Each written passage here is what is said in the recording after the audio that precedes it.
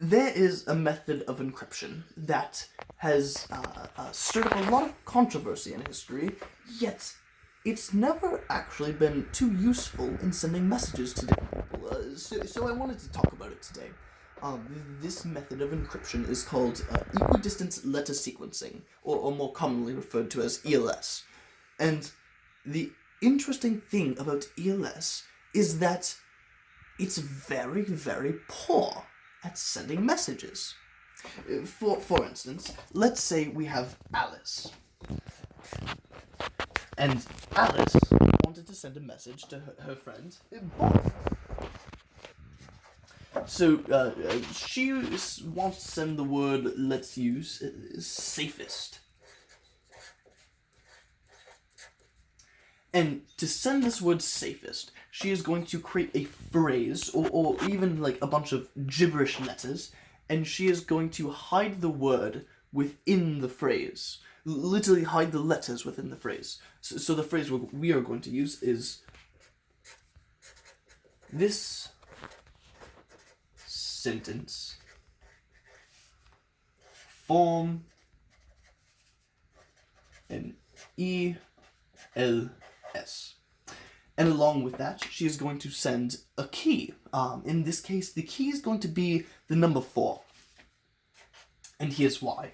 If you look within this phrase, every 4th letter creates a word. That word is safest. If you look at it backwards, SAFEST, safest. So Alice is going to send the phrase and the key over to Bob. And what Bob is going to do is when he gets this phrase, he is going to underline every 4th letter, and he is going to figure out what the phrase is. Whether it is backwards or forwards, that is easily figured out. Now, the tricky part about this is, let's say there is somebody who wants to steal this message. Let's say Alice is sending something very important to Bob, and this girl named Eve is going to steal this message. So Eve comes in, and she takes.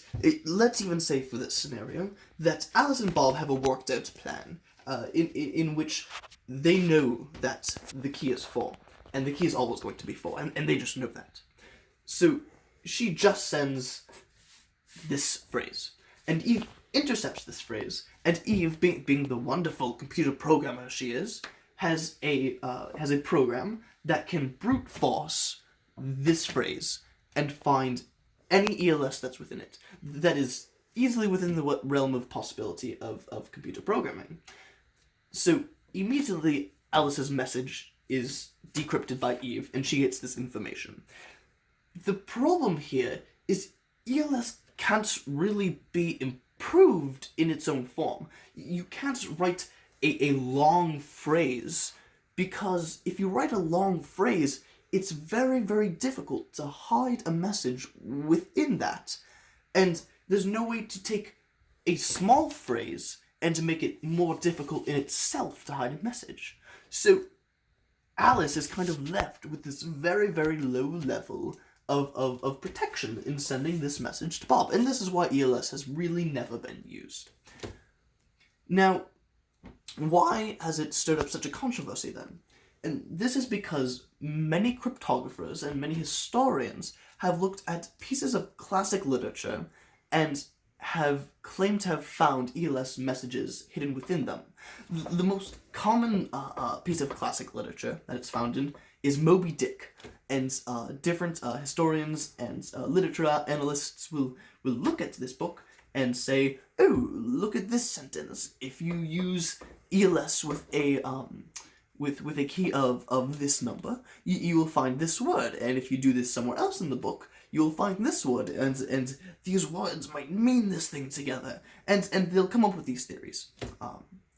Now, nothing has really been found, of course, otherwise that would be commonly known, but there are claims. Now, the most commonly sold book in the world is the Bible, and this is where much of the controversy comes in, because the Bible is not only an incredibly old text, it is also the most commonly sold religious text. So some people will look at it and claim that there might be a hidden message in there from Paul or Silas or Peter or even God. And they will make these wild claims about how maybe in Genesis there is if you use ELS with a specific key of like 22, you will find the message Bible code. And this is where there are many flaws that come in to these crazy theories. The most obvious of which is that the translation in which they have found this hidden message Bible code is in the NIV translation. The NIV translation being the New International Version. And the problem with that is that it's written in English.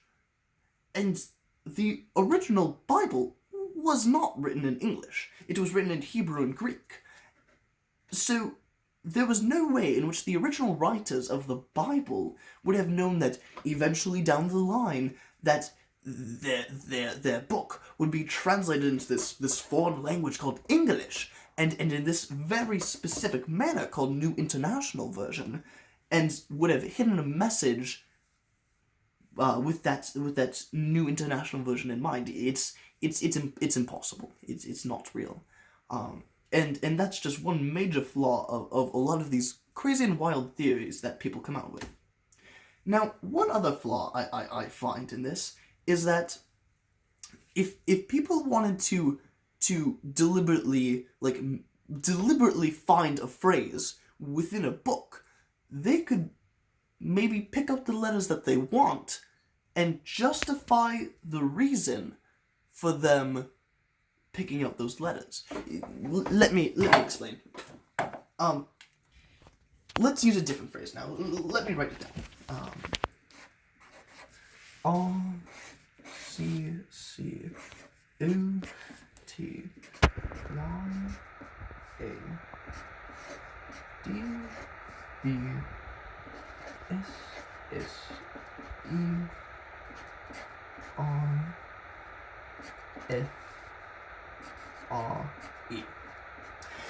If you would like, there's a hidden message within this using ELS, and if you'd like, you can pause the video now and try to find it. It's not too incredibly difficult, but it's in there. But here's the solution. So if you look closely, start with the C, and go every 3 letters. What you're going to do is you are going to find the word cyber. And that's neat and good. But I would like to take this a step further to show another flaw in this. Let's represent this as a formula. So let's call it L of n equals 3n plus 3. Now what this means is that n is the nth letter in the hidden message, and L of n is that actual letter within the message. So the first letter, so you plug in a 1, you get, excuse me, in this case you would plug in a 0 for your first one. You plug in a 0, you get 3 times 0 plus 3, that is 3. So the third letter is your first letter, which is a C. You plug in a 1, you get 6, the 6th letter is your second letter, so on and so forth, until you get the phrase cyber. In the case of this example, you would represent it as negative 4n. Because you are starting from the back, and you're going to go back 4 letters every time, right? So this is where a historian who really wants to find a message within a book could almost pick out his own letters and find his own message, and use a formula that found those letters to justify his claim. For instance, look at this. Let's say I use a different formula. I use 2 to the n. So if you plug this in, this one starts with a 1. I apologize for the difference between the two. But if you plug in n equals 1, you are going to get 2, and that's this letter. 2 to the power of 2 is 4. You can get, this letter. 2 to the power of 3 is 8. And 2 to the power of 4 is 16. And look at what you get there. CODE, you get code. So, What I just did is I picked apart a completely different message within the same phrase using a formula.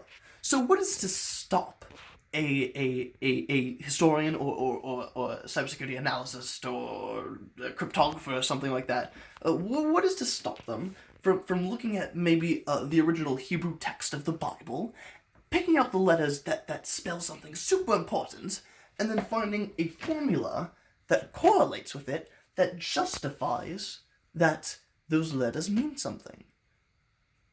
See, it's just another flaw in this theory, but I think that this flaw could be used to improve ELS, because in its own form, Eve knows exactly what she's looking for in Alice's message, letters at an equal distance from one another.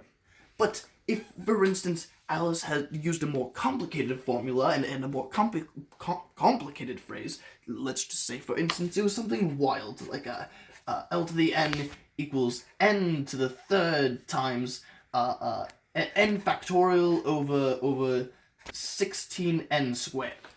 Right? This is kind of madness. But if she put in a long phrase, maybe Bob could get something out of that. But if Eve looks at that long phrase, she's never going to think to apply this nonsense to that, right? So, while there are many better ways to send messages, maybe we could take this advanced concept of ELS and apply it to other modern cryptology methods. So, for instance, one of the most popular forms today is RSA. And what RSA does is it allows people to communicate almost entirely privately. It's very protected, almost impossible to crack. It's never going to be brute forced. And the wonderful thing about cryptology and encryption is that as time goes, almost everything is going to be cracked, and all cryptology methods will at one point need to be improved. So what if instead of a company who is using RSA having a series of hexadecimal digits out there, they have a series of hexadecimal digits that don't really mean anything, but then they put out to their specific people that they want to communicate with a formula such as this. And what they do with that, they send them that formula, they take that big hexadecimal value, pick out the values that they want using that formula, and then that is the value they run through the RSA. That could add a whole other layer of encryption to what we're doing. And while that may not be needed today because it's so advanced, maybe someday it does. So I think ELS can teach us just a little bit more about how modern encryption could work in the future.